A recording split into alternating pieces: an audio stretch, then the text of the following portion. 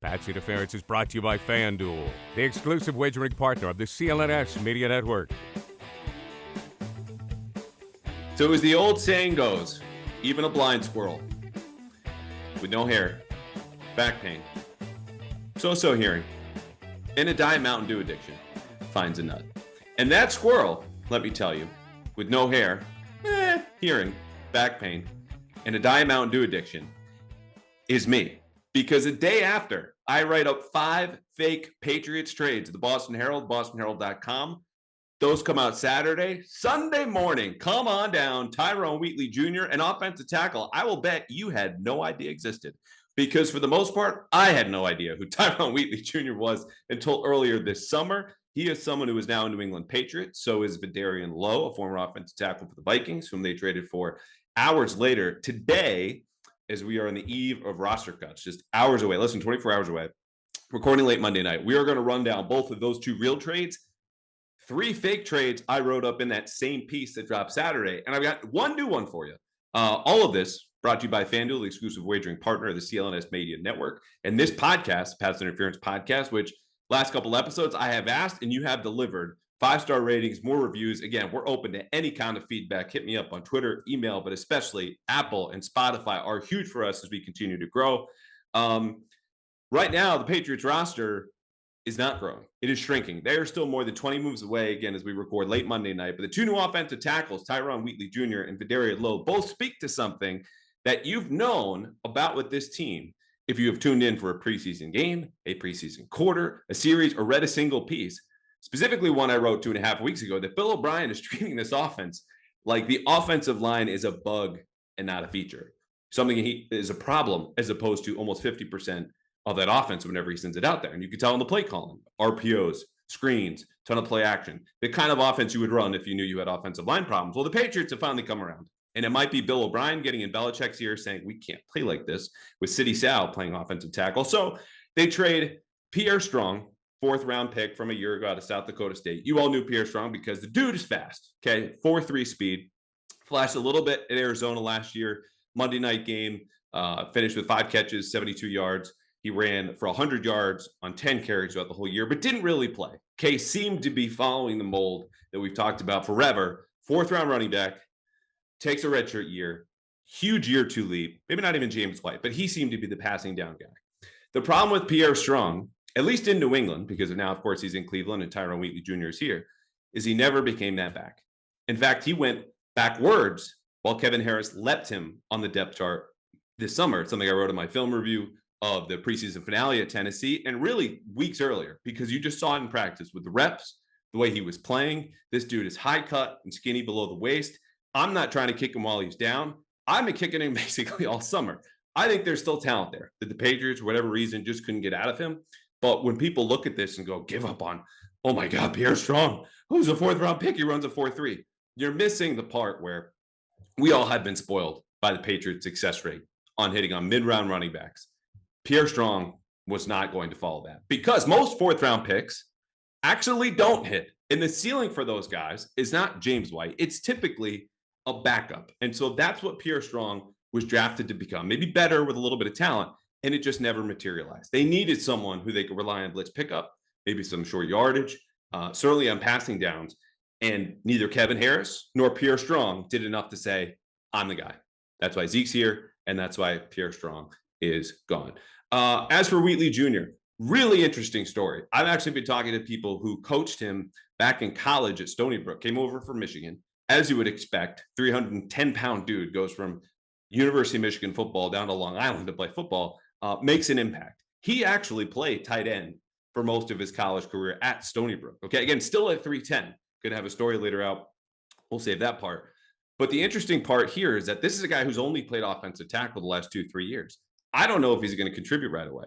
Bill Belichick was asked that question this morning and said, I don't know either. I think it's a reasonable response. The thing that should excite you, though, is that this guy not only has an NFL pedigree, his dad's Tyrone Wheatley Jr., former Raiders running back. You saw him 47, was actually at the Snow Bowl.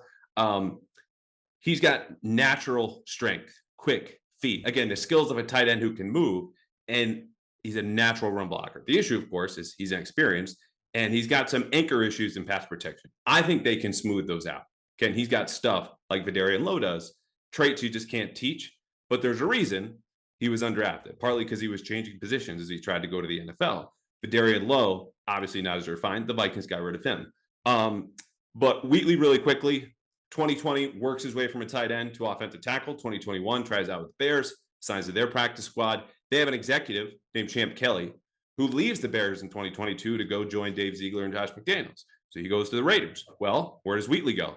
To play for his dad's old team. He's there, gets cut at the end of the summer, signed to the Browns practice squad. Another thing that should encourage you, he's been coached by Bill Callahan, who since Dante Scarnecchia retired, is really the best offensive line coach in the league. I mean, you could ask people inside the NFL, as I have, or on the outside, if he has your stamp of approval, or if he gives you his stamp of approval, you're in good shape. Granted, again, the team sent him out. They only got Pierre Strong in return, but I think he's a developmental swing worth taking. As far as Lowe, Patriots give up a 2024 sixth-round pick. Another fascinating story, he came out of Illinois as a sixth-rounder a year ago, had 2 kids already at 24, a wife, and he and his wife took guardianship of his brother. So this is a guy who had to be an adult like this, okay? And you look at what the Patriots need. Obviously, it's some flexibility. Both he and Wheatley have played on both sides. Lowe has played more on the left side. Only 33 offensive snaps last year for the Vikings. And he was probably going to get cut. I thought this was a swap of players, just like we saw with Wheatley and Strong, who probably would have been on the street. But the market for offensive tackles, and we say this every single summer, is such that it's a seller's market. Okay, you're going to get something better than you would expect for a player of that caliber, even if, like the Browns, you're running 4 offensive tackles deep. And this guy who could develop into a swing tackle, maybe even quickly, I don't know, we'll see, is going to fetch something better. And you're okay giving that up because of A, your depth, and B, the return is usually pretty good. So I think there are lots of options on the table. I don't think either of them will contribute right away. And if they do, it's a worst case scenario injury-wise, which, shocker, Belichick was not in a very open mood this morning discussing injuries. It won't be. We know that's how he operates. It's totally fine. We all understand. But Riley Reif is now dinged up. Calvin Anderson still hasn't taken a stab. He's on the non-football illness list. That could change tomorrow. If it doesn't, he'll miss 4 games. Sidney Sow at right tackle has been up and down, as you would expect. And Connor McDermott hasn't even been seen. So he's someone I think will probably get cut because no one's claiming him off of the tape that Connor McDermott produced in that preseason opener at left tackle. But that's where they are along the offensive line. Not to mention Cole Strange and Mike Onwenu. Belichick doesn't know if they'll be ready for week 1 when they face arguably the best defensive line in the league. So the Patriots admit what we've been talking about for a while. They get these 2 offensive tackles, developmental guys, young, both 6'6", 320 pounds, perhaps some flexibility to play left and right, but we'll see. Now, onto the goods, all right? Fake trades. We can only hope one of these will come true. And I'm going to tell you, I'm actually skipping the one that included in the headline and got a little bit more run on Twitter because I threw it in there into the headline, quote, "Let's get nuts." And if trading for Aaron Donald does not qualify as let's get freaking nuts, I don't know what is. But the longer I looked at that, I talked myself into it. You're giving up a lot of draft capital and Kendrick Bourne. Donald, there's 2 years left in his deal. Totally palatable contract. The Rams are not trying to win this year. As soon as they start losing, Mike Lombardi, former consigliere to one Bill Belichick, floated the idea last month that maybe they trade him. I think if they do, the Patriots should make a call. Does it work? Does it happen? No, of course not. But these are fake trades, baby. We're having some fun. And I think not only just in the actual practice of trading, like the NFL media, like the league itself should get a little more involved with some trade writing and reporting and some conjecture. So that's what we have, okay? But before we get to all of that, it is time to remind you that you can get ready for the NFL season. And you can win during the NFL season with incredible offers from FanDuel, America's #1 sportsbook. Right now, new customers can bet $5 and get $200 back in bonus bets, guaranteed. Plus, all customers who bet just $5, again, it's just 5, will get $100 off on NFL Sunday Ticket from YouTube and YouTube TV. Now is the absolute best time. We have less than 2 weeks until the opener to join FanDuel. The app is easy to use, and you can bet on everything from point spreads to player props and more. Visit FanDuel.com/Boston and kick off the NFL season with an offer you don't want to miss. FanDuel, an official partner of the NFL. Okay, on to the fake trades. So, catch the breath in the solo pods, man. If we have any, water companies that want to throw some sponsorship this way, I'm going to be sipping from this throughout.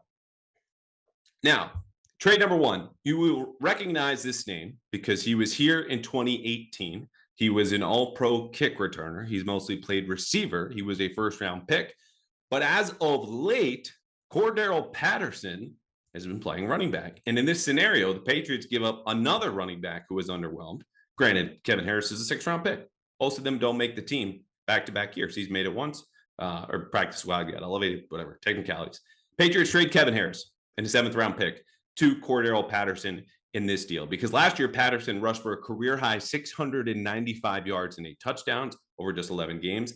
The year before, 2021, he caught 52 passes for 548 yards. He's no longer, let's be totally clear, one of the most dynamic athletes in the NFL, but he should absolutely be serviceable for the Patriots, who will likely ask a rookie, be it Demario Douglas or Kayshon Boutte, to be their number 4 receiver. And as it stands right now, Ty Montgomery to be their 3rd running back. And I've said this before, Ty Montgomery absolutely goes in the bucket of players that the Patriots like more than you do.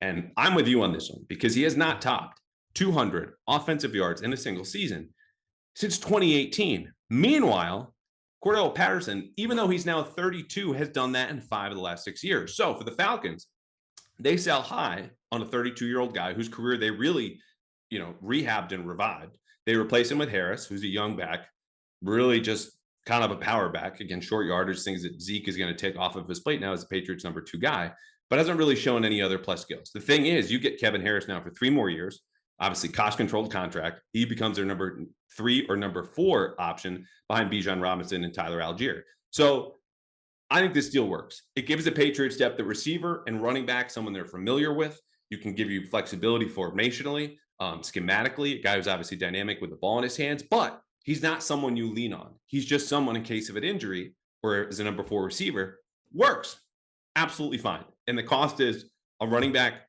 who's disappointed, who he can basically replace now as your number 3 or 4 guy, along with, pick him or Ty Montgomery, in a 7th-round pick. So deal number 1. Okay, deal number 2. If you remember, last September, the Patriots had a pick swap deal with the Raiders. And the deal went like this. We will give you a 7th-round pick, an offensive tackle, Justin Herron, for a 6th-rounder. Vegas said, okay, the deal was done. And Herron went to Vegas, quickly got hurt. The Patriots still needed offensive tackles, but Herron had a bad camp. Can't blame the Patriots necessarily for that one, but that's how it went. Okay, my view is now it's time for Vegas to return the favor. It's time for Vegas to send a 7th-round pick and defensive tackle John Jenkins to the Patriots, who give them a 6th-rounder. Jenkins is someone who's been around the block or two. He's 34. Okay, the last 2 seasons he played under ex-Patriots assistant and former Dolphins defensive coordinator Josh Boyer. So he's familiar with the techniques, with the terminology, the whole defense. He is on the bubble reportedly in Las Vegas. Again, we're recording late Monday night. This is all subject to change. Where McDaniels and GM Dave Ziegler have stocked their defensive line maybe 10 or 11 deep. So I think they go with recent draft picks, Neil Farrell Jr., Byron Young, and a 7th-round kid, Nesta Jade Silvera at Arizona State in favor of Jenkins. Meanwhile, Jenkins fills a void that the Patriots wanted to fill last week with 6'3", 370-pound Marquand McCall, who got here and failed the physical. So they're looking for that backup nose tackle. Since McCall filed the physical, by the way, they also cut Carl Davis. So they really need a backup tackle here, nose tackle. And Jenkins is only 6'3", 327 pounds. That's pretty close to what they have Lawrence Guy, who's going to be next to Devon Godchow on any meaningful rundowns. But they need someone on Godchow's other side because Godchow is the guy at nose tackle. But the backup position to fill out these goal line packages or short yardage defenses is something they need to address. They need to find a body here. They've been trying to do it. And I think Jenkins, again, on the roster bubble in Las Vegas, is a guy who could do this. Okay, like I said, we're not going to go deep into the Aaron Donald trade because in the first paragraph that I wrote about that, it said it's not happening. But here are all the reasons it makes sense. If you want to read more about that, go to thebostonherald.com. Here comes the new trade. Albert Breer, Sports Illustrated, floated Sunday night on Sports Sunday with Mike Felger. The Patriots have been looking for tight ends. It makes total sense. I've had Matt Sokol and Anthony Firkser off my 53-man roster projections or ensuing updates or any of conversations anyone asks. I say they'll cut them, keep them on the practice squad. If they want to elevate them, great. If not, I can't blame them because neither Sokol nor Firkser has taken the job in a way that says, I should be your number 3 tight end. But when you look around the league, you got a number of options here. And Burt specifically mentioned teams that have had coaching changes, which makes a lot of sense. And so I look at those teams in Arizona, for example. Arizona actively leaking good players, whether it's the trade of Josh Jones, another offensive tackle who went to Houston, cutting Colt McCoy today, by the way, who was their best quarterback, not named Kyler Murray. And so they want to tank. You could go get Zach Ertz. The trouble is Zach Ertz is not only not the guy that was beating Devin McCourty for a touchdown at the end of the Super Bowl against the Eagles, Super Bowl 52. He hasn't been that guy for a long time, partially injuries, but he's been paid like that guy. And if he were to be traded to New England, barring a restructure, he would be their second highest paid offensive player. Yes, that is partly on Bill Belichick for not paying more for certain offensive players. The bottom line is that's just not going to happen. And I don't think it makes a ton of sense to pay for a declining asset. Not like Aaron Donald's a declining asset for maybe the greatest defensive lineman to ever live, but like Zach Ertz, pretty good, went to a Pro Bowl or two tight end, now to a guy with 460 yards and is probably going to miss 4 or 5 games. Not the business the Patriots should be in. Not to mention Zach Ertz, even at the peak of his powers, more of a receiving tight end, not a blocker. That leads us now to another team with a new coaching change. Indianapolis, Shane Steichen, former Eagles offensive coordinator. They're looking at Mo Alley Cox going, you're our 4th tight end, and we would love to get 460 yards out of you like Zach Ertz just had, and we can't do it. And this dude is cut. Like he would be, put him on an NBA floor. He would not look out of place. 6'6", 250, more of a move guy, isolated, red zone threat, jump ball specialist, yada, yada.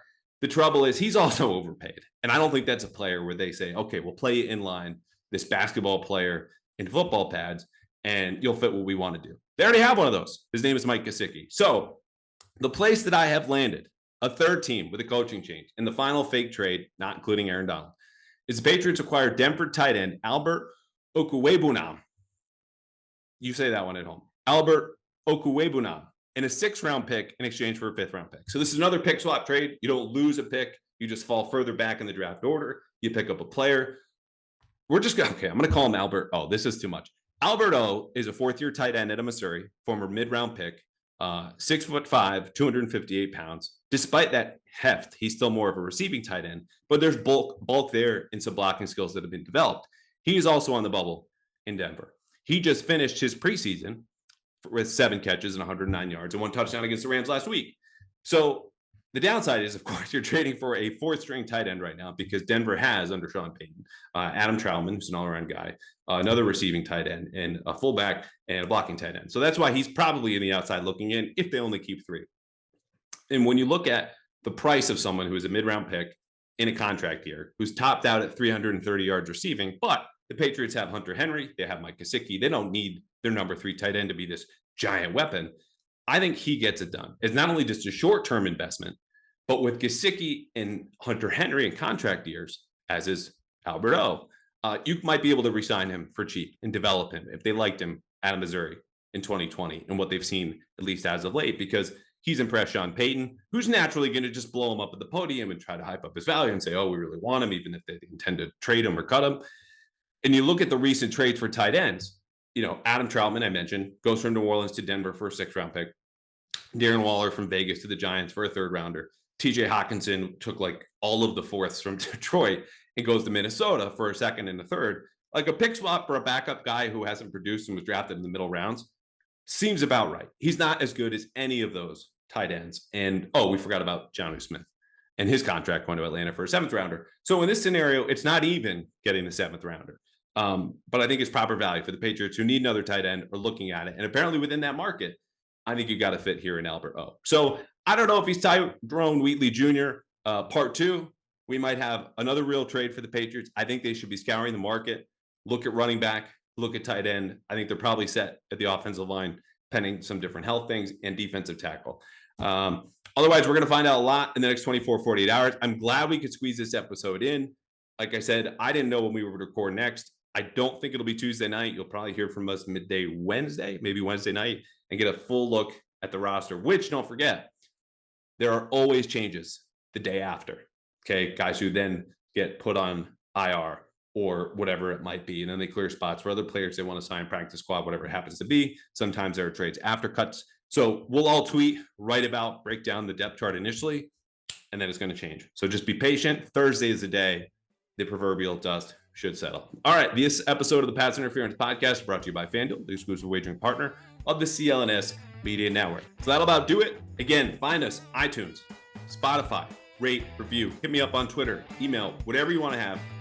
Lots more guests coming soon here on Pats Interference, brought to you by FanDuel. See you guys soon.